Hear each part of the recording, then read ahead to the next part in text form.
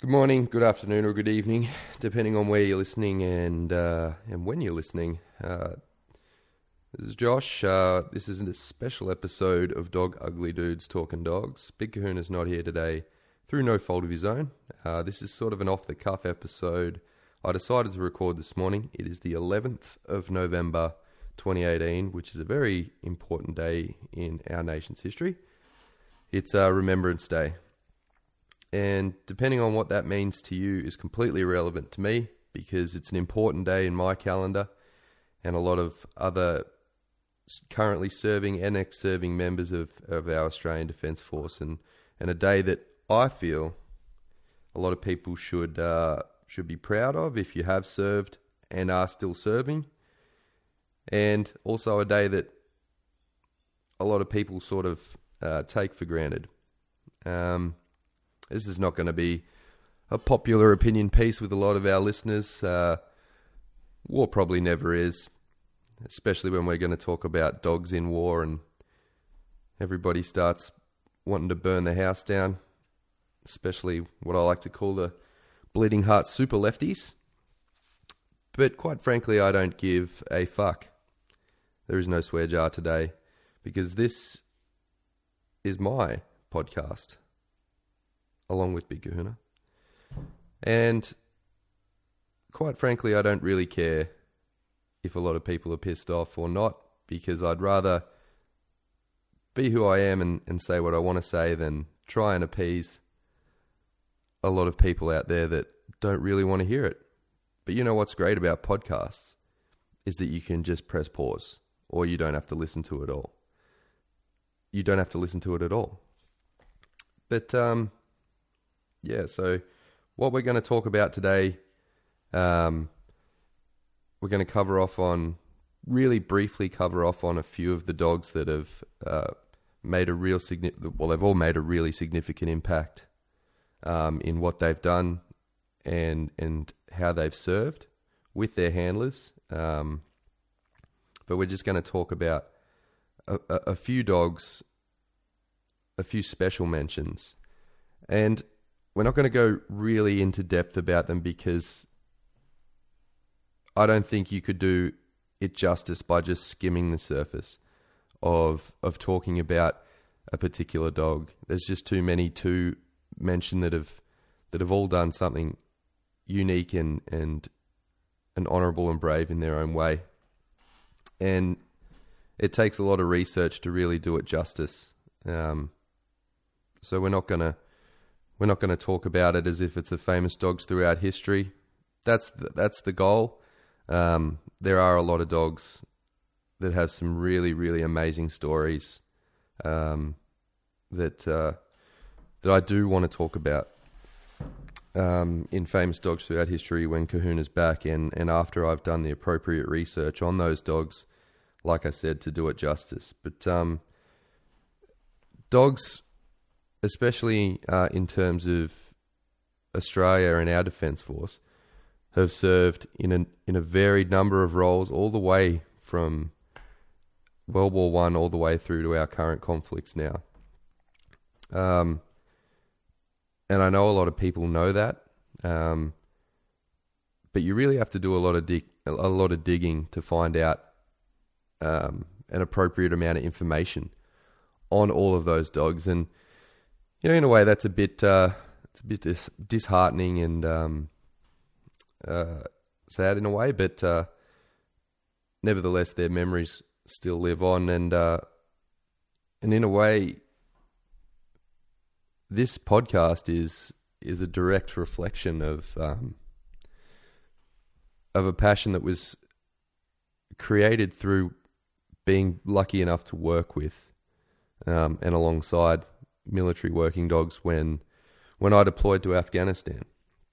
I wasn't a handler, but I got to make a few good friends with some of the guys that would come out on the patrols that we went on, and they had their explosive detection dogs, and they played a really, really important role in ensuring that we could work and operate safely within the environments that we found ourselves in.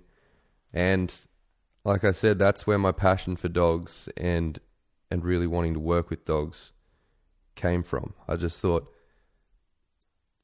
what an amazing job that they do, and the relationships that these dogs had with their handlers sort of really can't be described, especially by someone with as little intellect as me. Forgive me for having a very stop-start nature of how I structure sentences. It's not really the same without Big Kahuna here. I really wish he was here, but I just figured, you know what, I'll do it anyway. But I really encourage people, any of our listeners out there, it doesn't matter whether you're from Australia or from America, England, Ireland, wherever, even New Zealand. I know you guys are down there. But what I would implore you to do is just go out and do some research on one dog. One dog that had something significant to do serving in your respective defence force. I know there's a heap of awesome stories about dogs serving, military working dogs in America. I know the Brits have a heap of really, really awesome stories about their EDD dogs. We have a few of our own in Australia. And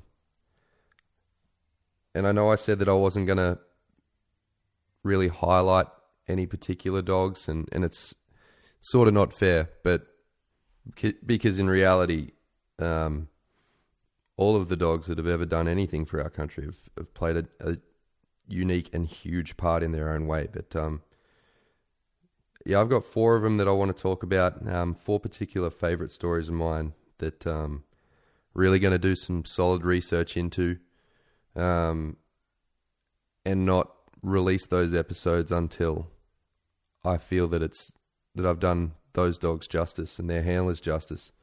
But there's a pretty famous story, the first one here, about a dog called Sabi. Sabi's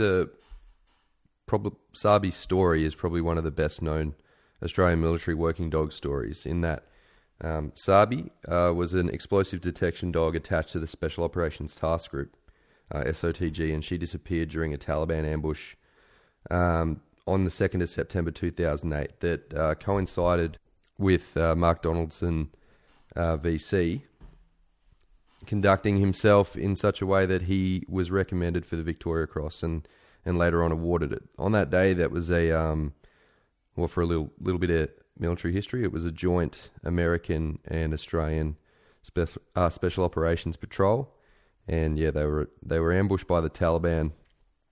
Went on for hours. If you don't know the story, read Mark Donaldson VC's book. He talks a little bit about Sabi in there, and Mark Donaldson himself was a handler. Later on, after he got back to Australia and found his way into the dog cell, but we'll talk about that another time. Sabi then spent the following 14 months missing in action, and at the time Sabi was on her 2nd tour of duty in Afghanistan, having previously deployed in 2007. Sabi was later discovered by an American soldier and was reunited with her Australian handler before returning to Australia. And to shed a little bit more light on that from what I know, Americans were conducting sort of routine patrols in a certain area, and one of the American guys saw Sabi with some of the Afghan nationals there, and he's like, well, that doesn't look like any old sort of the wild dogs that people that have been to Afghanistan would know what I'm talking about. The dogs are completely different there. They're much bigger, just look a lot more wild, and he's like, you know what, that doesn't really look anything like one of the local dogs. From what I've read, Sabi was a black lab and a Newfoundland cross. Some just say that she was a black lab. But what the American soldier did was he used English commands to see if she would respond, and from there he ascertained that this isn't a dog that belongs to these people. So he did the right thing, and he went and got her and took her back. Pretty sure he took her back to Tarankout, and there she was repatriated with the Australians. After a period of quarantine, Sabi returned to Australia, where she was discharged from the ADF, and lived with her former handler in Queensland as a pet. In recognition for risking her life to save the lives of Australian troops, Sabi was awarded an RSPCA Purple Cross Award at the Australian War Memorial in April 2011. Unfortunately, Sabi died as a result of a brain tumour on the 27th of March 2015. A really, really remarkable story. One that is one of my personal favourites that I really want to do a proper episode on later on down the track. But I've got to go and talk to a lot of people before I do that to make sure that I do it right. The next dog I want to talk about is a dog called Herbie and his handler, Darren Smith. And all of this is from the Australian War Memorial website. And in this particular article, it talks about Sapper Smith and Herbie and how they work together and their story. You can find it yourself. You can go and look for it, but I'm going to read it for you now. Of the 41 Australian soldiers killed in Afghanistan, Sapper Darren Smith and his EDD Herbie, again, EDD is Explosive Detection Dog, Herbie were killed in action together on the 7th of June 2010. Darren Smith was born in Adelaide, South Australia, in November 1984 and was the oldest of 3 children to Graham Smith. Darren excelled in sport and music. He played soccer, cricket and Aussie rules football at school, and played guitar in the Wirreanda High School band. To his family, Darren was always active and fun-loving, sometimes cheeky, but always well-mannered. A loving son, he was also a devoted big brother to his sisters, Siobhan and Crystal. Darren always had an ambition to be a soldier. After completing Year 12 in 2001, he enlisted in the Army Reserve and underwent basic training at Kapooka in New South Wales. Having completed recruit training, Darren was posted to 3rd Field Squadron, Royal Australian Engineers, at Warradale in South Australia, where he went on to complete his training as a combat engineer, a specialist in bridge building, minefield clearance and demolition, amongst other things. In 2004, Darren transferred to the regular army and was posted to the 1st Combat Engineer Regiment in Darwin. While based in Darwin, he met Angela, whom he later married. The couple had a son, Mason. Darren developed a passion for working with dogs after training as an explosives detection dog handler in 2006. After transferring to the 2nd Combat Engineer Regiment in Brisbane, Darren was paired with Herbie, a 2-year-old collie cross, with whom he developed a very close working relationship. With the possibility of a deployment to Afghanistan approaching, Darren and Herbie trained closely for 6 months, so they could serve side by side on deployment. Darren and Herbie deployed to Afghanistan with Mentoring Task Force 1 in March 2010, conducting foot patrols out of Patrol Base Wali with Mentoring Team Alpha as part of a broader strategy to deny the Taliban access to the Mirabad Valley. Combat engineers such as Darren and Herbie regularly accompanied the Australian, Dutch and Afghan infantry on their daily patrols, sweeping ahead to counter the threat of improvised explosive devices. On the morning of the 7th of June 2010, Mentoring Team Alpha conducted a routine foot patrol from Patrol Base Wali with the intention of disrupting the Taliban laying IEDs in and around the village of Sorklez in the Mirabad Valley. Herbie, Darren and Sapper Jacob Morland were investigating metal signature on the footpad of a creek bed when an IED was triggered. The blast killed Herbie and mortally wounded both Darren and Jacob Morland. According to those who were with him in his final moments, Darren's final words were for his family, Angela and Mason. Aged just 25 when he was killed, Darren was a very loving husband, father, son and brother. His wife Angela described him as an absolutely remarkable human being. He was passionate about his job and understood the risks involved, but he was the sort of man who always put others first. Darren continues to be sorely missed by his family and friends.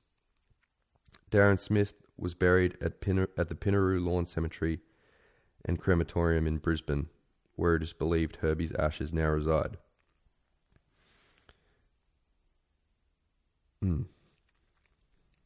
In that one, we didn't really cover off on Herbie a lot, but like I've said so many times in this episode, I really want to do a lot more research and find out the information that's required in order to do an entire episode on any of these dogs. But I guess the past two dogs that we've spoken about have been explosive detection dogs.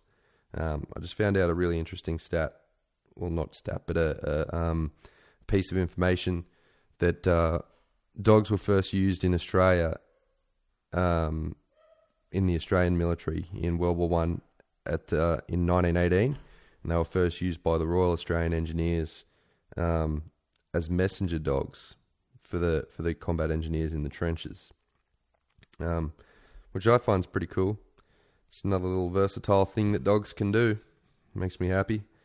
But the next two dogs we're going to talk about, we're going to touch on what are called combat assault dogs, or CADs.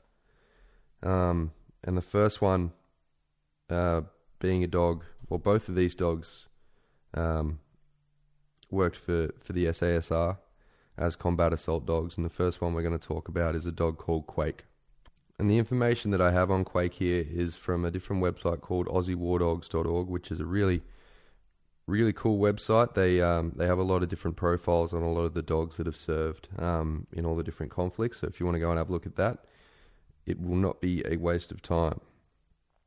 But here it says combat assault dog Quake was born early March 2008 within the RAF puppy program and mentored by a RAF handler until 2011. Quake was selected for SASR combat assault dog reinforcement cycle in early 2011, and on successful completion, posted to 2 Squadron SASR.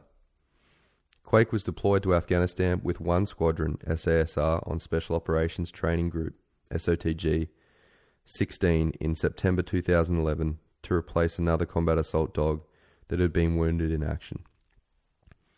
Quake performed well on his tour with 1 Squadron, and on numerous occasions was responsible for the early warning of enemy and apprehension of insurgents.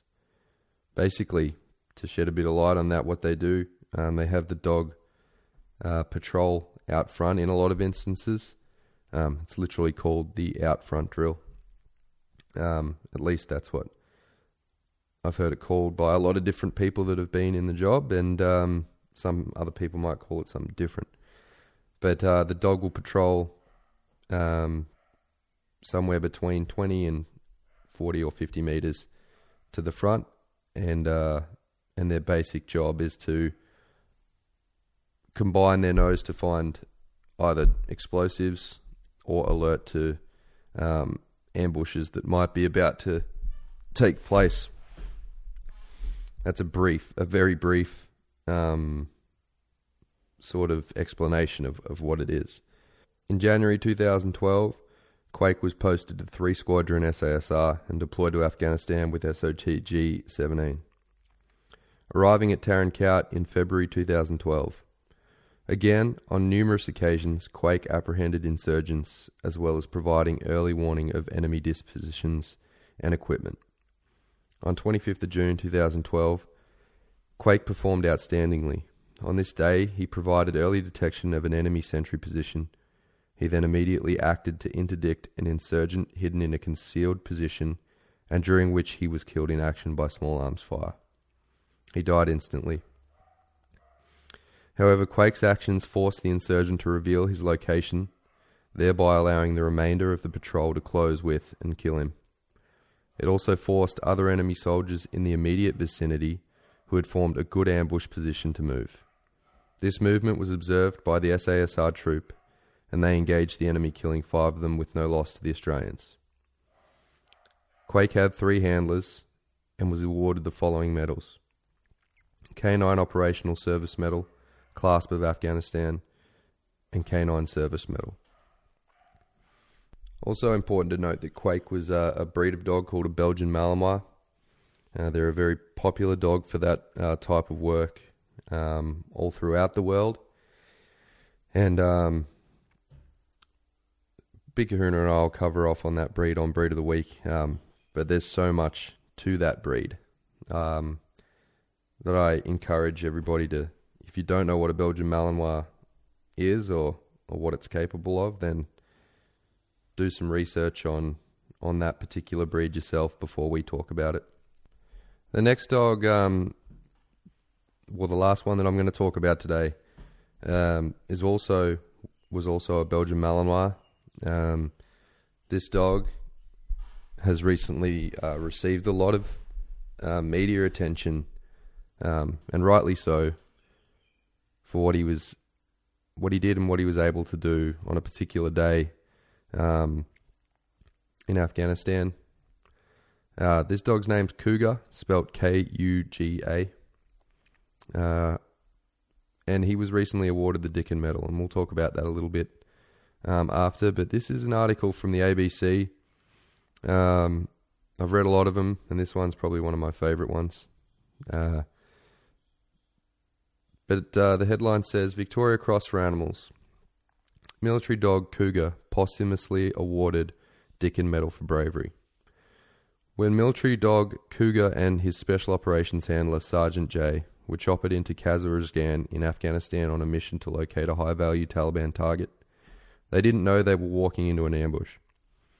Nor did they know Cougar's bravery on that day in August 2011 would make him the first Australian animal since World War II to be honoured with the Dickin Medal, known as the Victoria Cross for Animals. I let Cougar off to patrol ahead and scout, Sergeant J said. Before long, the Malinois indicated he could sense something lying in wait. He pushed off to the left and down into a creek bank, and I sort of lost sight of him, Sergeant J said. As Cougar was starting to swim across the river, that's when the first burst of automatic gunfire came in around him. I could see the rounds kicking up around him in the water. Despite the gunfire, Cougar pushed on to the other side of the river, where he charged the shooter and grabbed onto him. That forced that insurgent to target him as opposed to targeting us, Sergeant J said. The insurgent had an AK-47 and managed to get a shot onto Cougar, which forced him to let his grip go. The insurgent escaped, but not before Cougar was shot 5 times and sustained shrapnel wounds to much of his body. But he didn't give up. Cougar was there. He was sort of sitting there. I could see his leg was broken, Sergeant J said. I thought I'd give it a chance and see if he'd come if I called him. Slowly, the injured dog made his way to the water's edge and swam back to his handler. Despite Cougar's serious wounds, nobody gave up on the dog.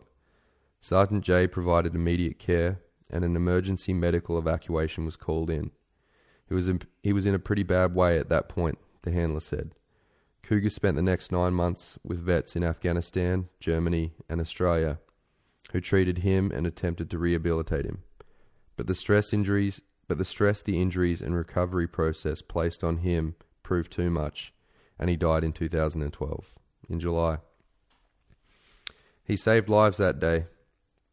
On Friday, Cougar became the first Australian dog to be awarded the Dickin Medal, which recognises the gallantry of animals during war service.